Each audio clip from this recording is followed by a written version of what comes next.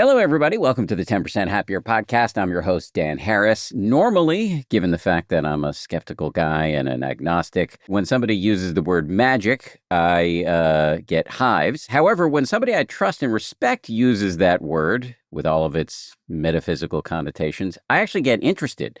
Such is the case with my guest today, Susan Piver, who is a Buddhist teacher and a best-selling author and a frequent flyer right here on this show. Susan has a new book, and it's called Inexplicable Magic. So what the hell is that about? Let's bring in Susan Piver. Susan, welcome back to the show. Thank you. I'm so happy to be back, and it is so good to see you. I think the key word here is inexplicable. So this magic is, there are no wizard hats. There's no casting of spells, unless, you're into that. But I'm sure you can attest to this, Dan, or tell me if not. When you sit in meditation, basically what you're doing is nothing. At some point, however, you and I and countless meditators over the millennia have reported that they become more compassionate. The heart softens. You feel more. You become more permeable, more sensitive, more attuned. You see patterns. You have ideas. And you become more authentic. You become more courageous in being who you really are. And in Buddhism, these are called the three qualities of the awakened mind: compassionate, wise, and brave. Now, how does this happen? Dan Harris, riddle me this, from sitting there doing nothing. I don't fucking know. I mean, it's magic. What? It's magic. That's the magic. How does that happen? It just happens. And there's something about the doing of nothing, of being with yourself, that gives rise to this inexplicable magic. You've just said you don't want to hear this, but let me try it just for the skeptical listener. That actually, on some level, it's really exercise. It's you are doing a practice, just the way if you go to the gym and you run on a treadmill or you systematically pick up and put down heavy things, you are exercising a muscle. In this case, it's your brain and by extension, the mind, and that gets a little mysterious, and that may be where the magic lies. But you are training your brain and mind in systematic ways to pay attention to one thing. Usually it's your breath. Every time you get distracted, you start again and again and again. And it makes sense that if you did that, your attentional capacities would increase. Your ability to not be so yanked around by the voice in your head would also increase, because every time you wake up from distraction, you're getting some visibility, some clear seeing, to use your words, into the machinations of your mind. And in that process, you're less owned by said machinations. So doesn't all that kind of make sense in a mechanistic way? Yes and no. It makes sense partially. I think what you're describing is called mindfulness. And that's one of the things that we cultivate in our practice. You place your mind, your thoughts, your brain, whatever it is, on an object of your choosing, other than thoughts. In our case, it's the breath. And from that capacity to focus, all the things you mentioned, being less yanked around, being more clear, seeing more precisely, happen. There's no question. We can study the data. All of that's good. But there's a second piece to the practice that is less frequently mentioned, and that is called awareness. Awareness expands through the practice. That is different than focus. It's a sense of having more intuition, perhaps, of your sense perceptions become more vibrant. You notice things you had not noticed before. That's not a function of focus.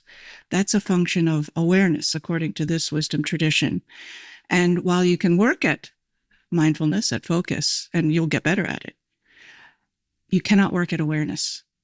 All you can do is allow it. And the more one allows awareness to expand, so it's not something you work at, it's something you rest into, the more you see that what meditation does, among other things, is make you more aware. And this I find really interesting and exciting and inspiring and weird, that what you most long for from your practice, more patience or more insight or more creativity, whatever it might be, or in your life for that matter, these things do not come from you. They come to you when you're paying attention. So in this sense, it's not a mystery that some of the world's greatest insights and inventions and ideas have come to people who are sleeping or showering or walking. There's an awareness expansion that also happens from our practice. And that, I would say, is the mystic aspect. What do you think? I don't know what I think. I have a bunch of questions. When you say awareness, what do you mean by that? So let's say you walk into a room where there's people you don't know. You get some feeling usually like, oh, something good not happening here, or this is weird, or this is uncomfortable. Just these ordinary senses that we get when you walk into a room, or when you see something placed over here and you think, well, actually, it should go over there. There's a sense of receptivity and feeling into the space around you rather than trying to source from within you ideas or opinions, or you start to become more connected to the environment that you're in through your practice. I don't know if that's a good answer, but that's what I got right now. So I think what you're saying, and you'll fact check me, is that we can work on building our attention, regulation, mindfulness, and in separate practices, we can work on building our compassion and friendliness through these techniques that have been studied in the labs. But there's this other piece, this mysterious awareness that you're using the word awareness, but you could also, I think you also use the word like sensitivity. I kind of am hearing, now I'm talking like a sommelier, but like I'm hearing notes of also interconnection, enmeshment with the environment, with the universe. That also happens if we don't understand why or how. Yeah, you become more permeable. You become more vulnerable through our practice. Although most of us, myself included, certainly, I adopted it to become less vulnerable, to be less upset, more, relaxed and calm and all that, less affected by my life. But that's not what happens. You become more affected. You become more open. And that's where the compassion piece comes from. That's not something you can work on. I don't think you can study it, but it, according to this wisdom tradition, is your birthright. It is how you're wired, and it gets covered over, obviously, by all sorts of things that hurt and we don't want to look at. But as we relax with ourselves as we are, which is what meditation is, our hearts soften. It just happens. I wish it didn't, if I'm being honest, but it does. And that openness is the seed syllable of compassion, which doesn't mean being nice. It means being awake, so you can see what's going on and be of benefit. It's also where creativity comes from, and love, and insight, and innovation, and these things that I think all of us, if not most of us, seek more than anything. What they have in common is they are things we receive. They're not things we can crank up. No matter how smart you are, you can't be like, I'm going to find love, or I'm going to have a great idea today. They're things you notice. They're things that you see are in your awareness.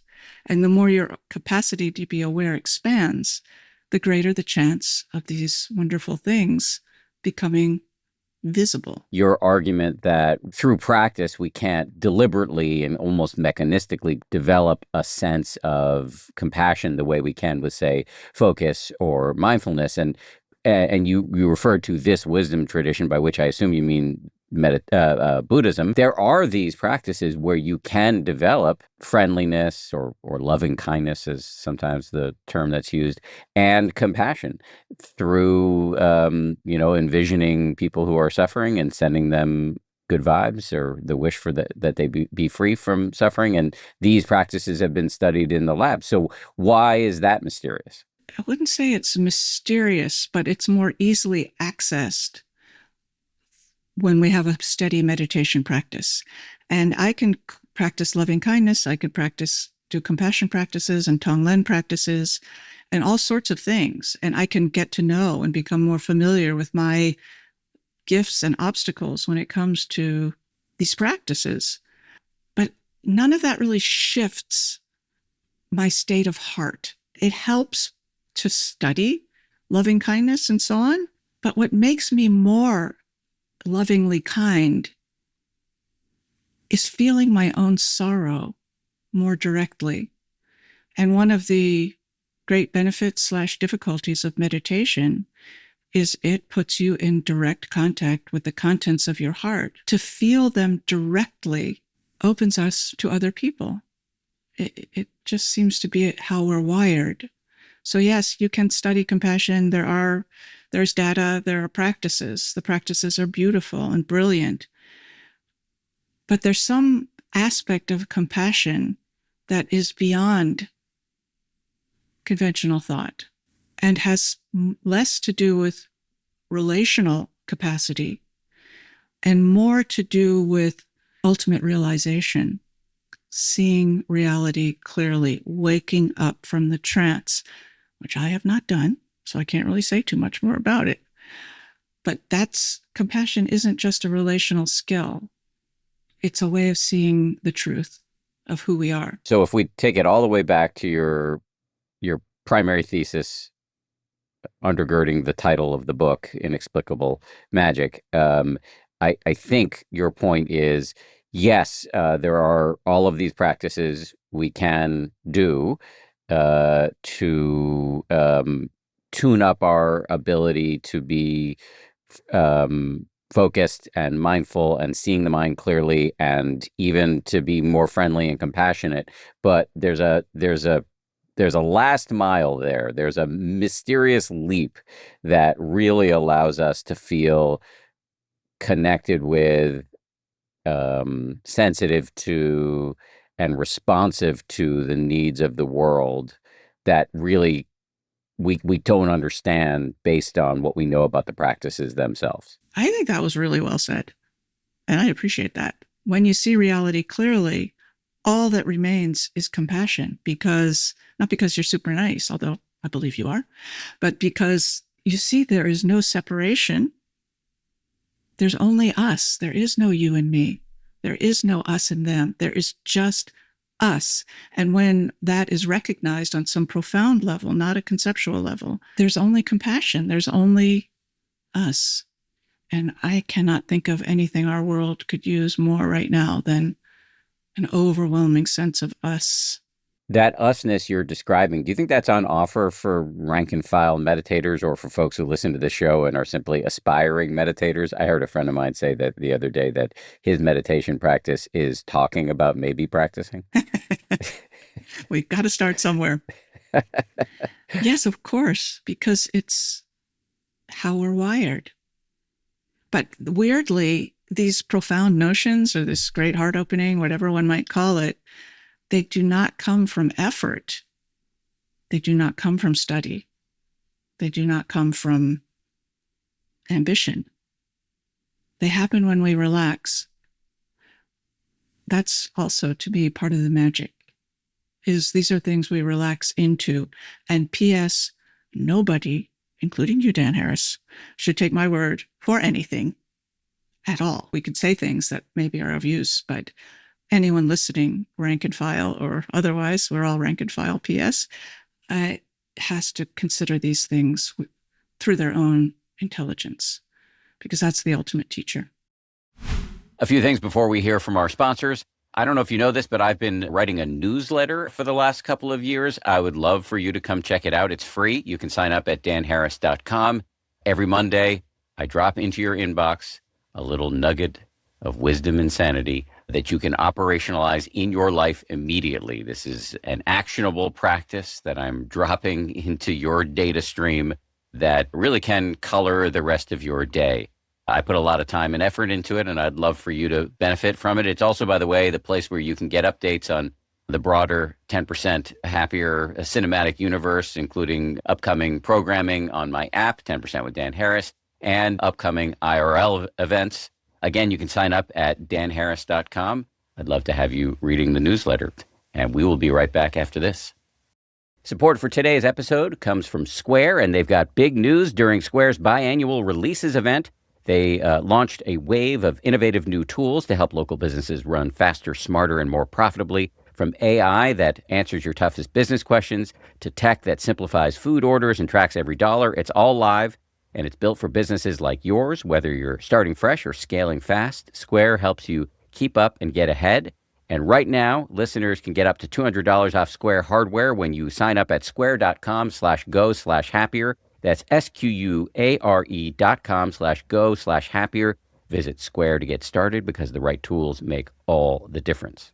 I always smile when I'm patronizing a business and I see when I'm at checkout that they use Square, not just because Square are longtime sponsors of the show, but also because their interface is nice. And I know that they can really help small businesses. I was checking out at a coffee shop in Lower Manhattan recently, in Tribeca to be specific. I was very pleased to pay through Square. And it's not just payments. They also help small businesses manage staff, payroll, and schedule all in one place. They help businesses sell online or in person with synced inventory, and they can help you access your money instantly with Square Checking. Square launched its most powerful tools yet, designed to give local businesses a competitive edge without the complexity. If you're ready to sell smarter, run faster, and stress less, right now, you can get up to $200 off Square hardware at square.com/go/happier. That's SQUARE.com/go/happier. Run your business smarter with Square. Get started today. For just regular folks listening to this, you used another term before that I suspect many of us will not see ourselves in, but I bet you could perhaps get us there in ways that I think would be very interesting. Mystics. I do love this word, I have to say. And I love that it's kind of confounding, like you think you're going to wear flowing garments or something. So we just moved to a new house. I'm in it right now. And I want to settle well in this house. I want to get a feel for what it's like to be in this house. That's not a weird thing, but it requires feeling into the environment in some particular way that is not just, oh, this would look nice over here, let's paint that wall white. But what wants to be here? Where should these things go? What is happening outside in the house? And how can I enter this house with respect for the space within it and around it, and some sort of quality of communication, which can sound weird, but I'll tell you a short story that illustrates this point, I think. This is long ago. I was in New York City where I lived. My husband and I were walking to visit an old family friend of his who lived in the East Village in a fifth floor walk up, and he hadn't seen her for many years. So anyway, we walk up this many flights of stairs, and a central casting old lady opens the door, and it's very humble, and we sit down. How are you? How's your family? So on. And she goes in the kitchen to make us some tea and get some cookies, and everything's threadbare and, tidy, but there's nothing fancy in there. But suddenly I'm looking around and I'm like, something going on here. I should sit up straighter. I wonder if I should comb my hair. I suddenly started to feel this sense of, I'm not sure I'm good enough to be here. There's something beautiful and wonderful and magical happening here. And I kept looking for, where's it coming from? Because it's just, normal furniture and so on. And we talked, and I'm like, wow, this is the best tea I ever had. And it was like Lipton's or something. Anyway, as we were leaving, I learned that she was a longtime Zen practitioner. And so I don't really know why her home seemed like a palace, but my supposition was that she had cared so much about the objects in her possession by dusting them and putting this here and fixing this when it was broken and arranging this so that the light was nice, or whatever it is she did, I don't know. But at some point, after decades of caring about her environment and her possessions, it felt to an outside observer such as myself that her heart had gone into the environment, into the objects, and it felt very uplifted and elegant, while it was very humble. So there's a kind of mystic quality to the communication that we have with our bodies, with our environment, with the things that come into our purview. There's a quality of connecting with what is animate in our environment, whether it's human beings or plants or objects or just the sense of space, that when we relate with things as though they were animate, whether we can prove it or not, a kind of loving quality comes into the communication between you and yourself, you and your space. And that's what I mean by mystic, is connecting with the living quality of the things that you connect with. And P.S., for its great history, meditation, as far as I understand it, was never a way meant to be a way to retreat into yourself, to reorder, to rearrange the furniture or fix things, to become better at this or better at that. It was meant as a way to connect with other people and your environment and to feel your connectivity, your connection with the phenomenal world. In our time, that's called being a mystic. But for the great majority of history, that was just called being a dude, just being an ordinary person, that you want to take care of your environment and the people around you and the things that you possess. And life becomes more vital with such an approach. And anyway, that's what I would call mystic, is relating with people and objects as animate in your way, not my way. A sense that everything matters, everything and everyone matters. Everything and everyone matters, but not from a moral point of view. There's something post-moral about this point of view, and it has to do perhaps with what we were talking about earlier, the inseparable nature of you and me, of me and the house I'm in and the phenomena I encounter. So it's more like super good manners. Super good manners because you've had an insight into the underlying truth of existence, which is, one word for that would be interconnection, or non-separation is another phrase that people use. Oneness is another phrase. But again, I'm just going to come back to the regular person. And I'll speak for myself. For much of my contemplative career, that idea of oneness or non-separation, like, I didn't compute to me. I definitely felt like a bounded, separate entity. And I'm looking around at the lights in this little studio and I don't feel oneness with them at all. So, like, how can we make this concept that you're describing real and accessible to folks? Well, the good news and the bad news, I would say, is you can't. This is not a function of thinking. You cannot pierce this. You cannot have insight into it through thinking about it or studying it, because we are immediately in a dualistic situation. So understanding of such profound notions is not a function of conventional thought. It's a function, I would say, of relationship to this idea. And the more you think about it, relate to it, study it, read about it, notice it when you do see it, notice it when you have no idea what it is, a relationship starts to develop between you and the deeper truths that are of interest. But thinking about it will not help. So this is confounding. A place to start, however, with these ideas of non-separate and no self and so on, and egolessness even, is you are not separate. Here you are, Dan, I see you. You're a separate person, but you don't have a separate identity from the things that gave rise to you. Your parents, their parents, whatever sandwiches they ate, whatever climates they grew up in, their genetic makeup. All of those things coalesce to be Dan. And if one of those things was different, you would not be here on some level. So if you start to reflect on the inseparable nature of you from what came before you and gave rise to you, you could start to think, well, okay, I guess that's true. It's very hard in our culture, which emphasizes individuality and self-focus and self-aggression, but that's a place to start. I wouldn't be here without all that came before me. This also happens to be, maybe a side note, the first of the 4 reminders that turn the mind to the Dharma, the first being precious human birth. it's a miracle that you're here. You wouldn't be here without everything that came before you.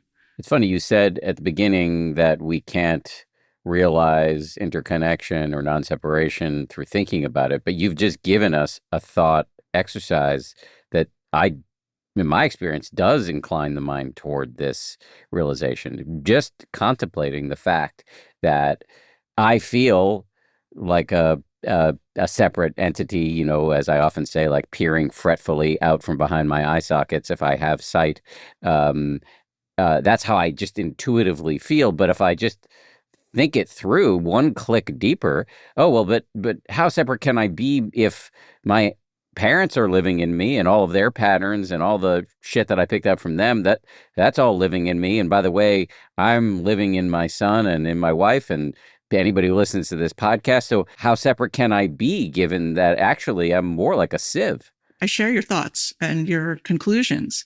And it's one thing to go, yeah, that makes sense. And another thing to wake up, presumably, not having accomplished this myself, to wake up into that realization and to live within it, to be never separate from that realization in your being, not in your thoughts, but to live in that truth. Something apparently essential about our separateness falls away. So are you saying then that a mystic, to come back to that term, is aspiring to understand what you're describing, aspiring to be sensitive to the environment, and to feel permeable and compassion? Is that enough to qualify as a mystic? Well, the real answer is, I don't know. But sure, it's something that seems to be always 45 degrees away, like most great truths, most things that we're trying to intuit.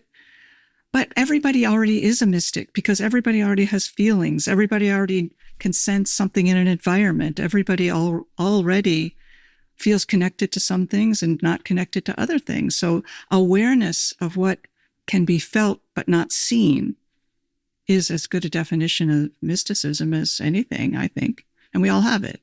I have put you through your paces on definitions of terms like magic and mysticism. Let's get down to Dan. I'm schwitzing. No, not really. Let's get down to some of what the book really makes practical. We're not going to have time to get through the whole book. People should read it. Again, it's called Inexplicable Magic. But there are a bunch of actions that you say mystics, and in a broad and inclusive way. Mystics can include all of us. 7 actions that you say mystics engage in. One of them is ritual. What does that mean? Yeah, these are 7 principles to keep your meditation practice in the realm of the spiritual, which doesn't mean in the realm of the woo-woo. So ritual is just very simple. When you sit as something on your to-do list that you want to cross out alone, well, okay, but that's not really what is valuable about it. It's not a bicep curl. It's not, I mean, it is, but it's much more than that. So how do you find the deeper possibility in your practice? And it helps if you approach it as a ritual rather than a to-do. So a ritual just means you have a place where you sit. You have a certain time where you try to do it. I mean, I'm personally very inconsistent, but generally speaking, when I sit down, there are pictures on a little table of people that are inspiring to me. I've been a Buddhist for close to 35 years, so they're Buddhist teachers who have meant a lot to me. And I light a candle and I look at them. I'm like, I don't know, dudes, help me out here. I'm connecting with you, with this mind, with what inspires me, whether it's a Buddhist teacher or an ancestor or a place, something that inspires me, that I long for. That's what I want to start my practice with. And I want to remember that I'm communicating with wisdom that is greater than what I have now, and that I'm asking for help, for inspiration. And I don't know where it comes from or what it will look like even when it does. But my practice starts with connecting to the wisdom traditions that inspire me. And one can choose whatever they like for that initiating moment. But that's very helpful when you remember I'm connecting to something bigger than me. So there are ways, you're saying, to make the practice more than just an item on our to-do list. And one of them is having, I don't know if you use this word, but like some people have altars, where they have pictures of people who are inspiring to them. Could be Buddhist deities, it could be great teachers. Sometimes people light some incense or light a candle to just make the thing feel like, oh, we're stepping into a different zone now than the work a day. What else would help us turn our meditation practices into more of a ritual? Well, there's sort of three components to it. One is when you light a candle or an incense or just look at the pictures or whatever it is that you do at this table or wherever it is you sit, is to recognize that when you light the candle, let's just say that's what you do, it's an offering.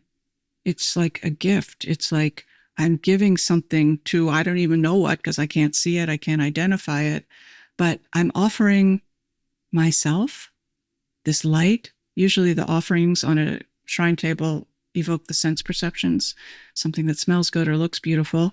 And you could rouse a sense of, I'm giving something to my practice.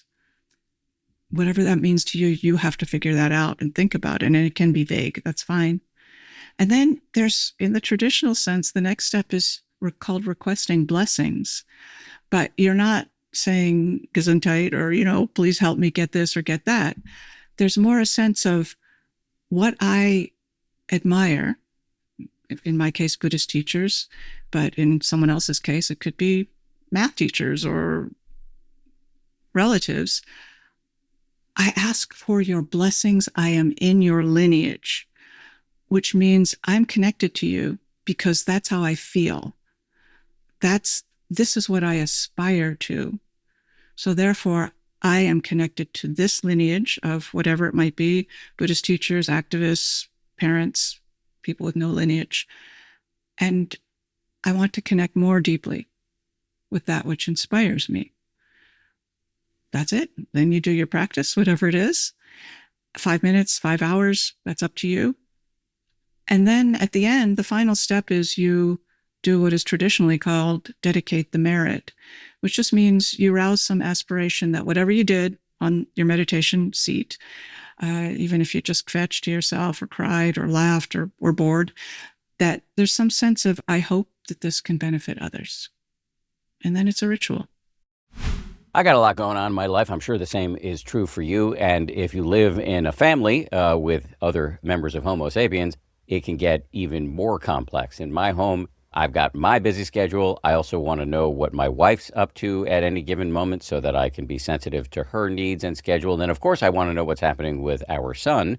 But tracking all of these can add some cognitive layers that make me grumpy, which brings me to one of our sponsors today, Skylight Calendar, which is designed to bring families together from wartime. It's an all-in-one digital smart calendar that syncs seamlessly with Google Calendar, Apple Calendar, Outlook, and more, giving you customizable views for daily, weekly, or monthly planning. We've had one of these things for quite a while, and it is immensely satisfying to have this sleek display where you can see what everybody's up to. It really is quite a neat little piece of technology. They've got this tasks feature, which helps kids build healthy routines and independence, like brushing their teeth, homework, and chores. They can become fun and even rewarding. Families are better when they're working together. And right now, Skylight is offering our listeners $30 off their 15-inch calendars by going to myskylight.com/happier. Go to myskylight.com/happier for $30 off your 15-inch calendar. We've got one of these. They look great. That is myskylight.com/happier.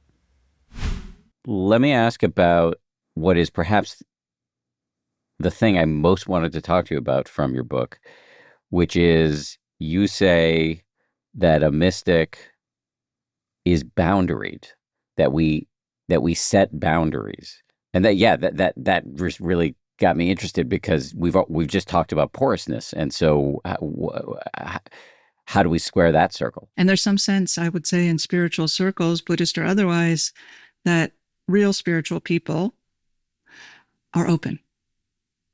And okay. And that whatever comes along, you should be open to it. You should be receptive. And that's just bullshit. That is harmful, bad, terrible advice for all of us, but I'd say especially for my lady friends who may have been raised to think I have to make room for everyone and everything, although everyone in our culture has that. So as you practice, as we've discussed, you become more porous, as you mentioned. You become more vulnerable, more sensitive, more raw. And that's the good news, because that's where love comes from, including compassion. That's where creativity comes from. That's where insight comes from. So we want to protect that space. We want to protect our energy. And we're in a world right now, and I don't have to tell you this, that is clawing for that energy, for that mind space, for your attention, and wants you to think this and get angry about that and feel hopeful about this. Okay, some of those things are very reasonable. But if we continually give our awareness, our attention away to whatever's on our screen or whatever other people tell us we should be paying attention to, we're effed. We have lost agency in our own minds. And these forces, whatever they are, clawing for that agency / consumer dollars, do not have our best interests at heart. And the most radical, I would say, and rebellious thing that we can do, I don't think I'm full of it when I'm saying this, because I thought about it a lot, although I could be, is to retain sovereignty, agency in our own minds, what I choose to pay attention to, when I choose to withdraw my attention for my own reasons, usually because I'm tired, what I want to give my heart to, and where I want to shut it down and hold it back because I'm depleted and exhausted. Meditation gives you the capacity to make those judgments. Sometimes you make the wrong one, but generally speaking, it gives you this lever of agency in your own mind. And boundaries are extremely important to support the fruition of the spiritual path. Because, as I'm sure I don't have to explain to you or anyone who's been practicing for more than a minute, it's really easy to get confused. So boundaries are important, and you'll make mistakes, and the world will tell you that was the wrong boundary, or you need more of that boundary. So to be very clear about your own life force, your energy, what gives you joy, not so that you can be happy, although I want you to be happy very, very much, and I want to be happy too, but so that you can be of benefit in this world. Because when we're depleted and exhausted, we cannot help our fellow beings. So we need to protect our vitality. That's what boundaries do. When I was listening to you talk about it, I got the sense that you were, and I could be wrong about this, mostly referring to protecting your attention, like don't give away your life force to Mark Zuckerberg and his various social media platforms. But what about boundaries with other people, and how can we set boundaries with other human beings in a tradition that emphasizes, love and kindness and generosity, et cetera, et cetera? It's all predicated on knowing yourself. When you know yourself to whatever degree, you tune into this gives me joy, this depletes me, this I don't want to do, but I'm going to do it anyway because I'm choosing to. This I don't want to do, I'm not going to do it. And our practice creates that self-knowledge, not in a psychological sense, but I see my wiring, I see my rhythms, I see this thing that happened when I think about it makes me feel terrible, or this doesn't. And there's no particular good reason or bad reason. It just is. So you see your own patterns and rhythms more clearly. And that gives you the ability to set boundaries with other people. And that's obviously really hard. So I'm a teacher, and one of my boundaries, this is an easy one, so I'm not bragging or anything, is I love to teach, I'm very happy to teach, but I don't like to work one-on-one with people. It's not like there's crowds of people begging me to work with them one-on-one, but I just realized that I don't like that. So I'm not going to do that. And okay, that's easy. That's in my work life and my Dharma life. In my personal life with my partner and loved ones and so on, it's a game that's always in process. And I learn when the boundary's been crossed, after it's been crossed, in either direction. And then I try to repair, whether it's my boundary was crossed or I crossed someone else's. Then I repair, I try to, and then I try to learn. But it's never going to be neat. It's always going to be messy to some degree. And for some reason, what comes to mind to say, when boundaries are crossed, when I'm the boundary crosser, I apologize. I'm sorry. That doesn't make it like it didn't happen, but to acknowledge the messes, which is kind of another theme in the book, we clean up after ourselves, to acknowledge the messes that you make and to do your best to tidy them. This is especially important when it comes to boundaries, which are always moving. It's important when it comes to boundaries when you've trespassed against somebody else. For sure, you want to get good at apologizing. But I'm really most curious, how do you set a boundary kindly with somebody who's overstepping with you? When it comes to my teaching life, I feel I've got to pat myself on the back here. I'm just very aware of when someone's trying to get too close to me, or push me off my seat, or I'm so far so good on that. It's been 15 years, so not that there haven't been problems, but in my marriage, for example, and I've been married for almost 30 years, a really long time. My boundary is I need a lot of solitude. For the first 10 years, I was like, I'm sorry, I need a lot of solitude. And the second 10 years, I was like, F you, I need a lot of solitude. And now in the third 10 years, I'm like, this is how it is, dude. This is how it is. And I say, don't talk to me in the morning. Just don't. I'll see you at dinner. Sometimes it works, sometimes it doesn't. But this is the people that need a lot of alone time tend to partner with the people that need a lot of together time. Okay, whoever designed this system, please go back to the drawing board. But what has helped me with this particular situation, and this is about me personally, so apologies or yay or whatever that might evoke, I have come to respect in my partner what he's trying to have is more connection with me, and I'm trying to have less.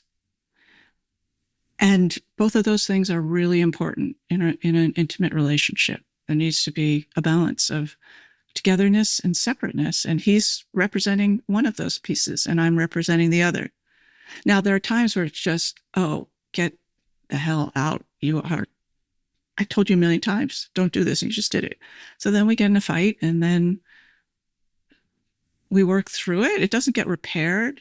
That doesn't seem to happen. But we start to love each other again through hanging in there with the difficulty of not understanding each other.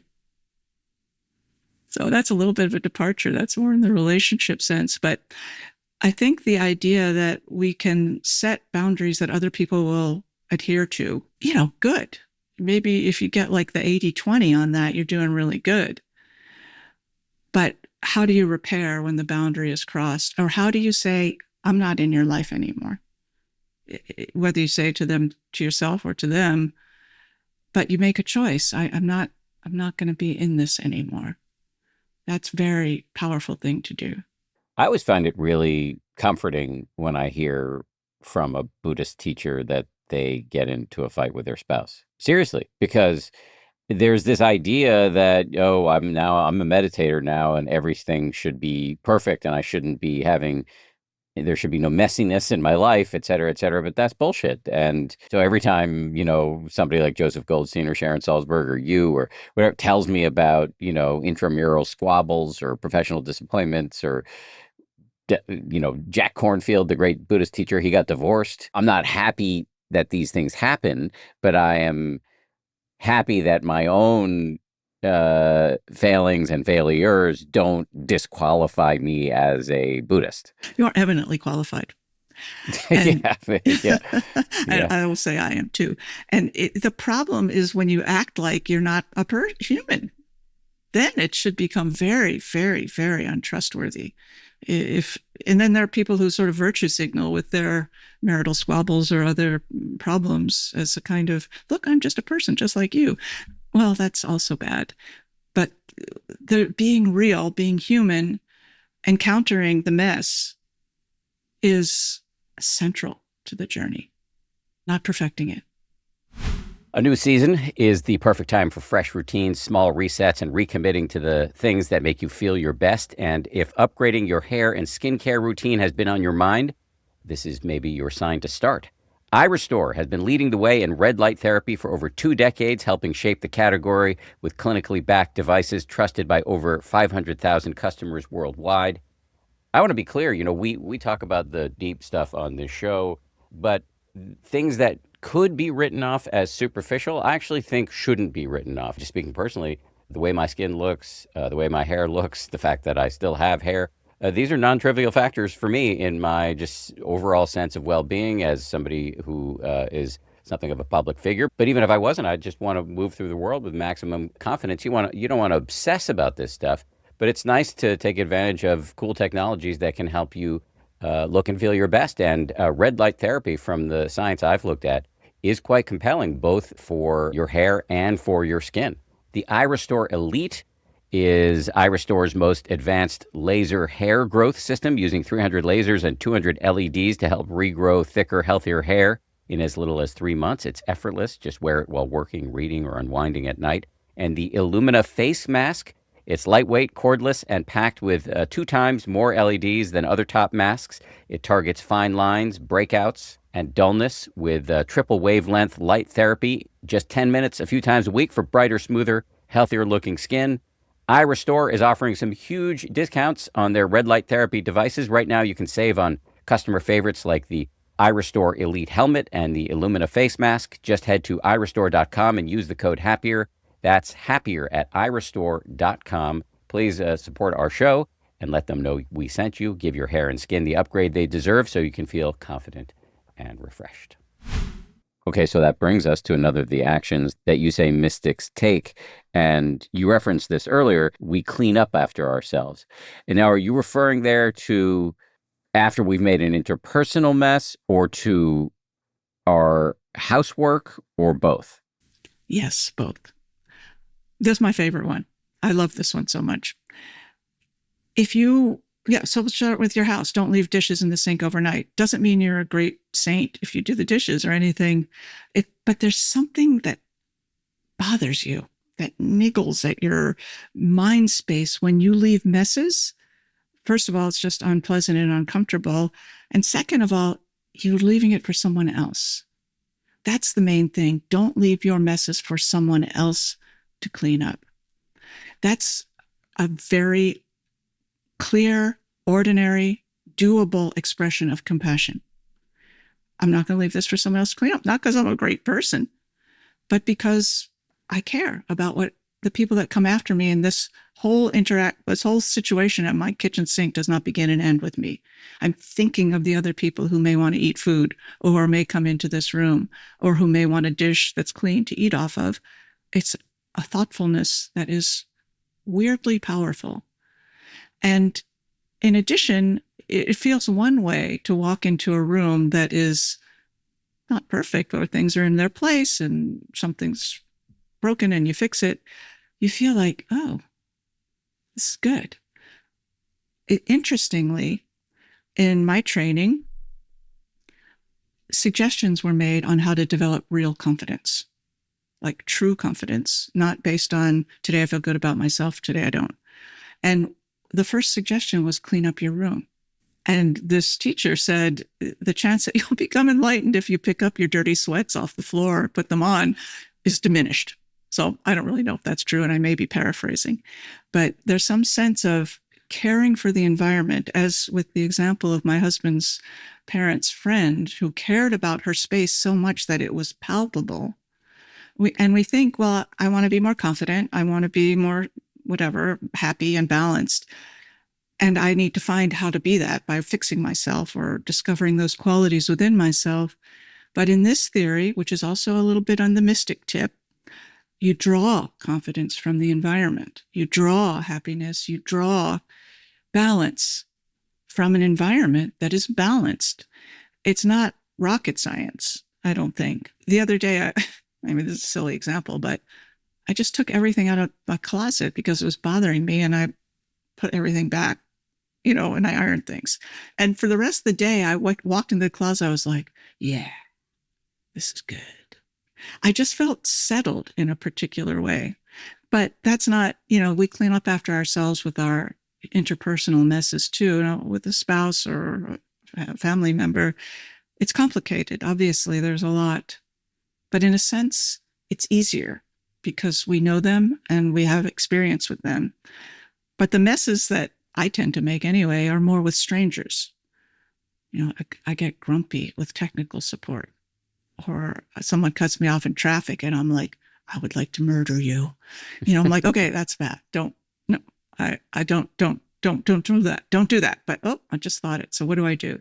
So if it's someone that I'm encountering and we just moved to a new house, we had endless hijinks ensue around getting internet service.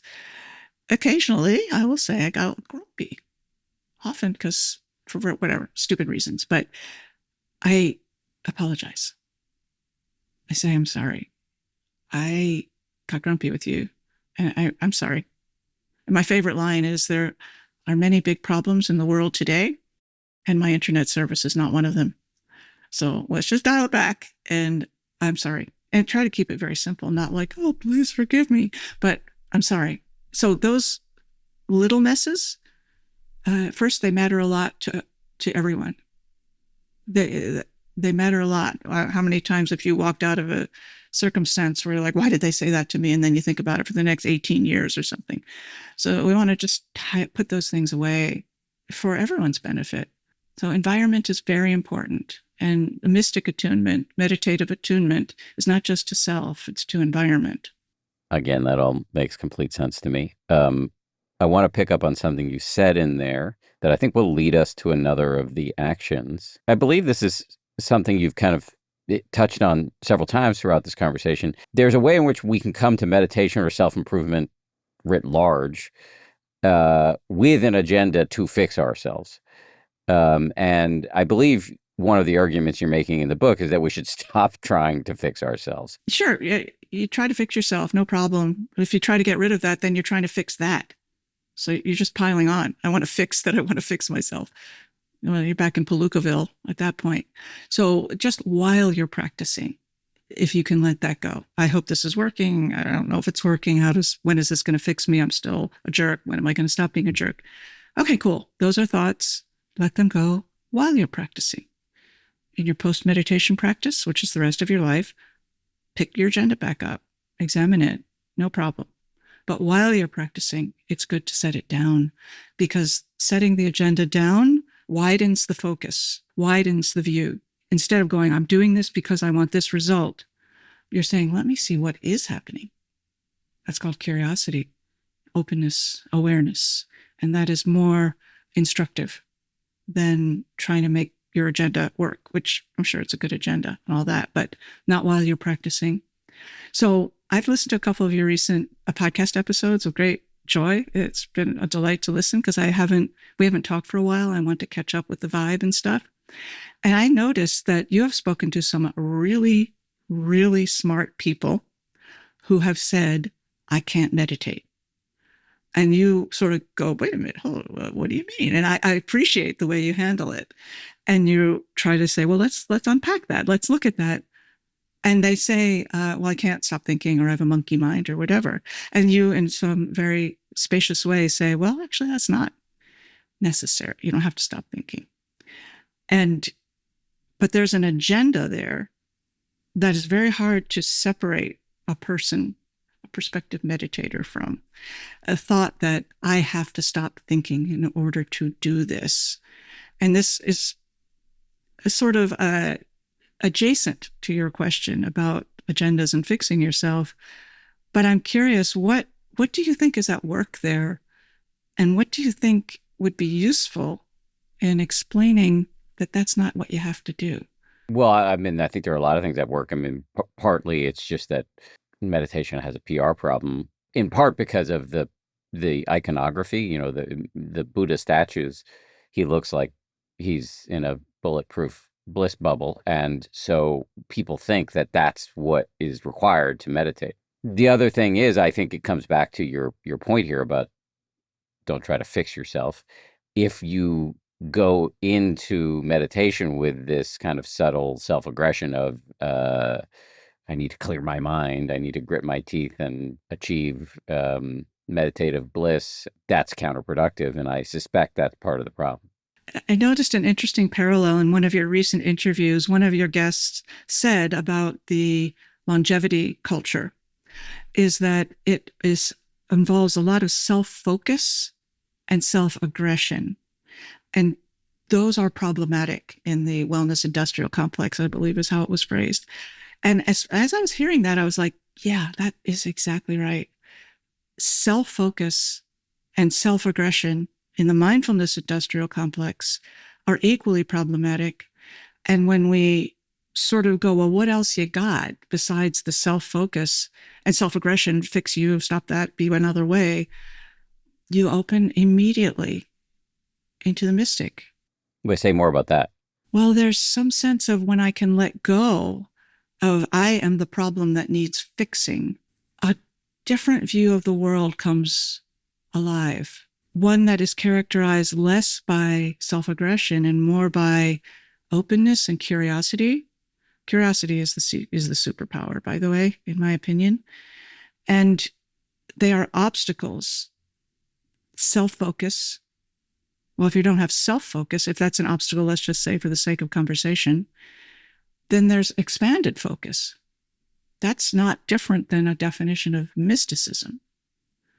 If there's self-aggression, which is the killer, and we think, well, I'm not going to use this as a weapon. I'm not going to make my meditation practice be a constant recitation of you better shut up, which is often how people approach it. But I'm going to listen instead. That, again, is an openness and a sense of discovering rather than strong-arming something. And the world opens up in a different way. And if I could do one thing in my life as a teacher or a human, really, it would be to lay to rest this biggest misconception about meditation is that in order to do it, you have to stop thinking. There's only one thing you have to stop thinking. And it's that, because there's no off switch. Like eyeballs, earballs, they're all mind in Buddhist thought, as I was trained, as a sense perception, just like eyes and ears. And as such, there's no off switch. So it's fine. Can we relate to these sense perceptions in some other way? That's my mission. Just go back to what you said about how expanding the focus is the connection to the mystic. Like when we stop trying to fix ourselves, that's kind of a window into something larger. Can you just say that in a just put some words to that will make it really graspable for a dummy like me? Yeah. I'll speak from my own experience as a dummy, such as myself. When I primarily focus on what is wrong with me, I become very claustrophobic within myself. Everything's very narrow. I did this well, I did it poorly. That was good, that was bad. My inner world shrinks. When I can let go, even for a moment or whatever, of how am I doing, my world expands and becomes more spacious and relaxed. And then it goes away because just whatever, normal person.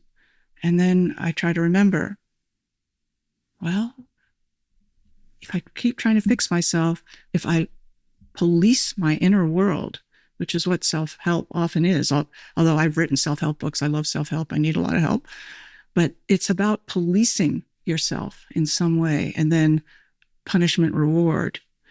Well, that's a very small world. And the actual world, our actual experience is so much bigger and more vibrant and more magical and more beautiful and horrifying and shocking and what? Than that. But when the focus is limited constantly to the self focus and the self aggression that come with it, the whole world shrinks. And then we're dead. It strikes me that there's an interesting balance required here, perhaps. Because I don't I don't have any issue with what you just said, that if all of our self-care is predicated on the notion that we're a problem to be solved, well, that just, kind of, it's what's the technical term? An involution, like where you are just, a snake eating its own tail. It's really just becomes navel gazy and solipsistic, and there's no room left for other people uh, in the logical extension of that approach. However, sometimes there are aspects of our behavior and of our minds that really could require some attention. And so how can we have a both and approach here without, falling off of either edge? Yeah, we all have our issues and things that need healing. But I'd say healing and fixing are somewhat different.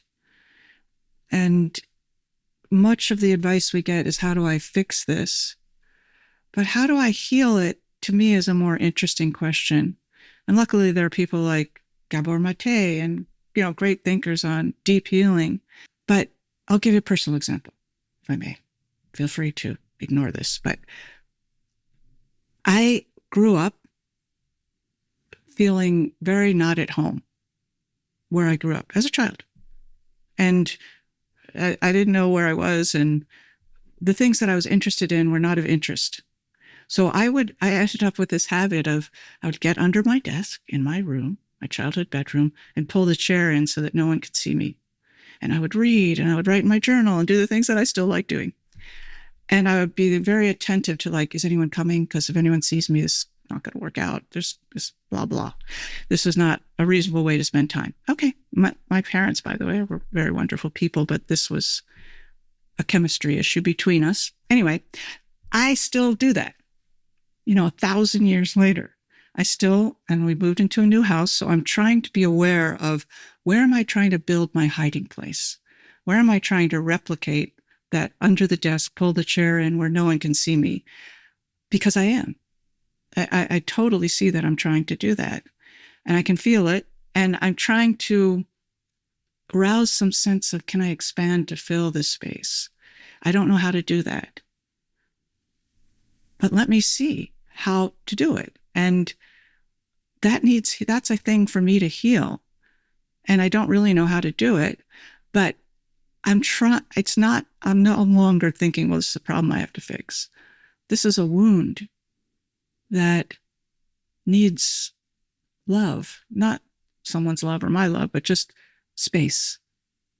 So I would say that's different than fixing. And meditation really helps with healing. It really helps. There's data, of course. And then there's anecdotal data of, as I have practiced, as one practices, people with problems being impatient may on some days be more patient. People that have bad tempers become, on good days, somewhat less bad tempered. That's also magic. How does that happen, Dan? Don't answer that. I'm going with magic. We are almost out of time, so let me ask you the two questions I tend to ask at the end of an interview. The first is there something you were hoping to get to that we have not managed to get to?